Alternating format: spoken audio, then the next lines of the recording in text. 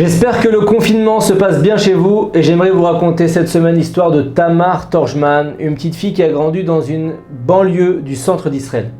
Ses parents ont travaillé dur pour subvenir aux besoins de la famille. Ils arrivaient à peine à s'en sortir, mais ils dirigeaient leur foyer et leur famille avec beaucoup d'affection. L'amour débordant qu'ils donnaient à leurs enfants, leur générosité, leur merveilleuse midote, leur trait de caractère comblaient le manque matériel de la maison. Et quelquefois, Tamar était confrontée à des défis, en particulier lorsqu'elle n'avait pas le dernier accessoire à la mode que toutes ses copines avaient. Mais même si c'était parfois gênant, elle essayait de se débrouiller seule et elle ne mettait jamais la pression sur ses parents pour qu'ils lui achètent des choses qu'ils ne pouvaient pas se permettre. Et ce n'était pas le même problème que la voisine Meira, une jeune mère isolée qui avait de gros problèmes financiers mais qui n'hésitait pas à s'endetter pour acheter les plus beaux habits de marque et les plus beaux jouets à ses enfants. Dans la plupart des quartiers, il est fréquent de frapper aux portes des voisins pour emprunter des œufs, du lait, du sucre, du sel. Mais cette voisine a poussé ce principe à un tout autre niveau.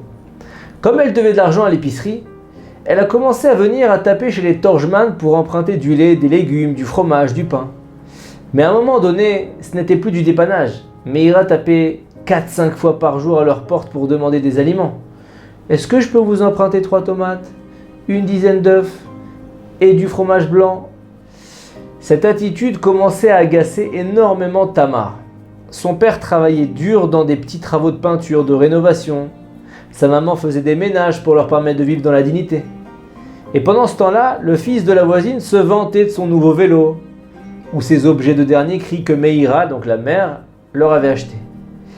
Et elle se plaignit souvent à sa maman, elle lui disait « Maman, elle nous emprunte de la nourriture sans nous rendre. Elle tape toute la journée, elle prend notre maison pour une épicerie. » Mais sa mère, Madame Torjman, lui répétait à chaque fois « Lorsque quelqu'un te demande de la nourriture, ne le refuse jamais. » Et un jour, Madame Torjman a dit à la voisine « Pourquoi frapper à la porte? Mets-toi à l'aise.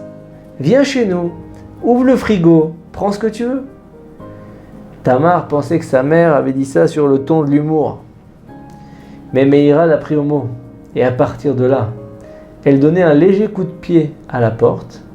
Elle entrait et venait prendre ce qu'elle voulait dans la cuisine des Torjman. Tamar, la fille, était énervée, mais combien de fois elle est rentrée dans la cuisine, certaine d'y trouver ce qu'elle voulait, alors qu'il était déjà dans le réfrigérateur de la voisine.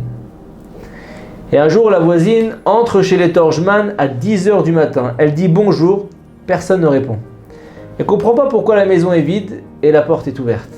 Et elle hausse le ton. Quelqu'un est-il à la maison? Et soudain, elle entend des sons étouffés vers les chambres du fond et elle décide d'aller voir ce qui se passe. Dans le couloir à côté des chambres, elle aperçoit M. Torjman à terre en train de gémir. Elle appelle rapidement une ambulance qui conduit M. Torjman en urgence à l'hôpital. Il a été victime d'une attaque cardiaque. Si 5 minutes de plus s'étaient écoulées, on l'aurait retrouvé sans vie. Et à cette époque, Tamar avait 11 ans. Ses parents sont tout ce qu'il y a de plus important dans sa vie. Elle comprend maintenant que l'attitude de sa maman de ne jamais refuser de la nourriture à quelqu'un qui en demande a sauvé la vie de son père. Et M. Torjman est devenu infirme à la suite de cette crise cardiaque. Il a dû arrêter de travailler. Et la situation financière s'étant aggravée, Mme Torjman a continué à laisser la porte ouverte à sa voisine et personne ne s'en est plaint. 2 ans plus tard, la voisine sauva à nouveau la vie de M. Torjman, exactement de la même manière. Elle entre pour prendre quelque chose dans le frigo et elle le trouve inconscient après une crise cardiaque foudroyante. M. Torjman est sauvé. In extremis, il souffre d'insuffisance cardiaque congestive. Les médecins lui implantent un appareil innovant qui peut détecter une crise cardiaque avant son arrivée. Et 12 ans plus tard, Tamar se marie. Son papa l'accompagne sous la choupa, le dénuptial. L'émotion est à son comble, la joie indescriptible. Qui aurait dit que son père serait avec elle sous la choupa? Et à cette époque, Meira, la voisine, déménage et s'installe dans une autre ville. Plus personne ne vient frapper à la porte des Torjman et se servir à manger. Madame Torjman ne le dit pas, mais sa famille ressent sa peine de ne plus recevoir sa voisine par surprise et de ne plus pouvoir faire ce chesed, cette bonté, cette générosité. Et quelques mois plus tard, M. Torjman refait une crise cardiaque. Et c'est malheureusement la dernière. Sa femme est à ses côtés, mais ça n'aide pas. Il rend son âme à son Créateur. Pendant les Shiva, les 7 jours de deuil suivant l'enterrement, Tamar repense à sa voisine Meira, et ressent qu'elle a été une émissaire d'Hachem pour garder son père en vie pendant les 15 années les plus importantes de son existence. Entre 11 et 26 ans, elle a eu la possibilité de grandir avec son père à ses côtés pour la guider. Et depuis le décès de son père, chaque Shabbat, pendant que son mari chante Eshet Chayil, la chanson de la femme virtueuse, 2 versets ne manquent pas de la faire pleurer.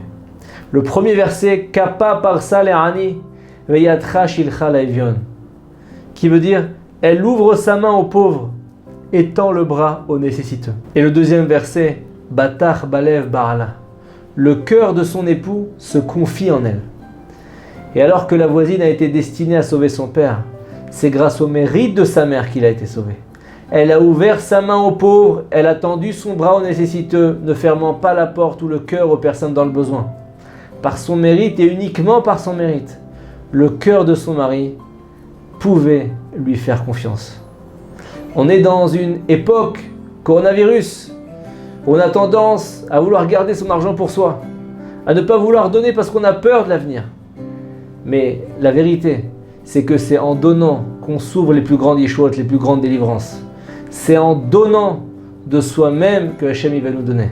Shabbat Shalom. Torah Box, c'est une véritable yeshiva en ligne qui va vous permettre d'étudier les textes de référence dans les mots Talmud, Livre des prophètes, Chassidut, Moussar, Pensée juive, Halakha. Des dizaines d'œuvres disponibles avec pour chacune d'elles un enseignement adapté. En un seul clic, où que vous soyez, à n'importe quelle heure du jour ou de la nuit. Étudiez enfin tous les sujets que vous avez toujours rêvé d'approfondir. Alors, travailler le Gan, c'est la source de Divrei Torah, c'est travailler les paroles de l'étude de la Torah. Et c'est quoi garder le Gan? C'est l'ishma mitzvota de garder les mitzvot. Aujourd'hui, la Torah n'a jamais été aussi proche de nous.